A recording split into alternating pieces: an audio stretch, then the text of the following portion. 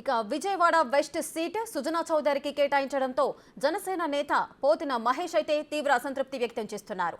15 రోజులుగా ఆందోళన కొనసాగిస్తున్నారు. సీటు కేటాయించకపోతే కూటమి లక్ష్యం నెరవేరదంటూ కూడా పరోక్షంగా బెదిరిస్తున్నారు.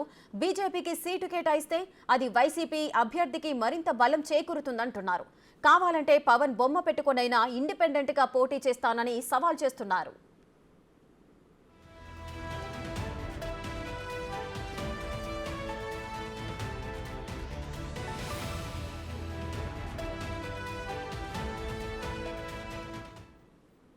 రెడ్డిక విజయవాడ వెస్ట్ సీటుకు సంబంధించి సుజనా చౌదరికి కేటాయించడంతో జనసేన నేత పోతిన మహేష్ అయితే తీవ్ర అసంతృప్తి వ్యక్తం చేస్తున్నారు. అక్కడ సిచ్యువేషన్ ఏ విధంగా ఉందో మా ప్రతినిధి మల్లికార్జున్ అందిస్తారు.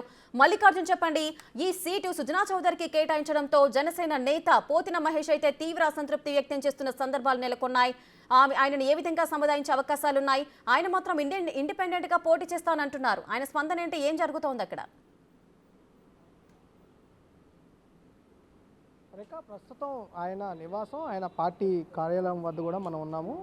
ఈ క్లియర్ కనపడుతుంది, అది పార్టీ కార్యాలయం. అయితే ప్రస్తుతానికి ఎటువంటి ఆందోళన కానీ, ఎటువంటి వాతావరణం, కార్యకర్తలు రావటం కానీ ఎలాంటి పరిస్థితి కూడా ఇక్కడ మనం ఉన్న సిచ్యువేషన్లో అయితే కనిపించని పరిస్థితి కూడా ఉంది. రాత్రి మనం డైరెక్ట్గా ఎవరైతే పోతిన మహేష్ని కూడా అడిగిన సమయంలో ఆయన క్లియర్గా రేపటి నుంచి ఇప్పటికే మేము దాదాపుగా 14 రోజుల నుంచి ఆందోళన చేస్తూ ఉన్నాము. ఎప్పుడైతే బీజేపీకి సీటు కన్ఫామ్ అవుతుందని తెలుస్తున్న దగ్గర నుంచి కూడా మేము ఆందోళన చేస్తూ ఉన్నాము. ఇక్కడ కూటమి లక్ష్యం నెరవేరాలంటే కంపల్సరీగా ఇక్కడ పోతిన మహేష్కే సీట్ ఇవ్వాలని కూడా మేము చెబుతూ ఉన్నాము. లేకపోతే ఇక్కడున్న వైసీపీ అభ్యర్థికి మరింత బలం చేకూరే విధంగా ఉంటుందంటూ కూడా ఆయన పరోక్షంగా హెచ్చరికలు జారీ చేస్తున్న సందర్భం కూడా ఉంది. నిన్న నైట్ బీజేపీకి సంబంధించి అసెంబ్లీ జాబితా ఏదైతే 10 జాబితాను విడుదల చేశారో 10 జాబితాలో కూడా విజయవాడ వెస్ట్కు సంబంధించి సుజనా చౌదరి పేరును ప్రకటించడం జరిగింది. దానిపై అయితే ఎటువంటి స్పందన అయితే పోతిన మహేష్ నుంచి రాలేదు. కానీ పార్టీకి సంబంధించి అధినేతతో కూడా ఇప్పటికే 3 సార్లు ఆయన భేటీ అవ్వడం జరిగింది. ఈ ఆందోళన నేపథ్యంలో పవన్ కళ్యాణ్ పిలిపించి మరి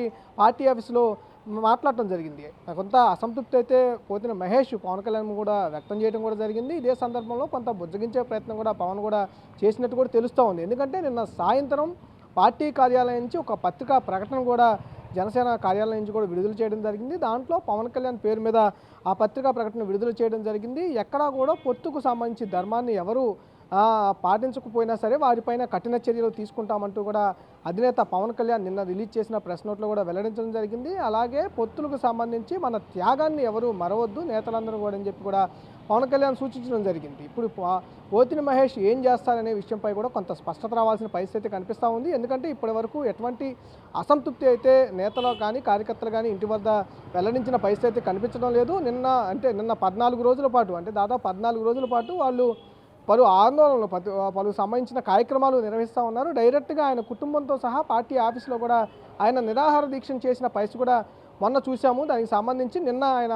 పోతిన మహేష్తో పవన్ కళ్యాణ్ వెళ్ళి పోతిన మహేష్ కలిసి రావడం జరిగింది. కలిసి వచ్చిన తర్వాత నుంచి కొంత ప్రకటించిన తర్వాత నుంచి కొంత అసంతృప్తిగా ఆయన అయితే ఉండడం జరిగింది. కానీ పొత్తు ధర్మం పాటించాలి కాబట్టి కంపల్సరీగా కలిసి పనిచేస్తారా, లేకపోతే ఆయన చెప్పినట్టే ఇండిపెండెంట్గా పవన్ కళ్యాణ్ బొంబెట్టి పోటీ చేస్తారని అయితే ఆయన నోటి నుంచే వినాల్సిన పరిస్థితి అయితే కొంత వెయిట్ చేయాల్సిన పరిస్థితి ఉంది. Rekha. Right, thank you Mallikarjun, thanks for the live details.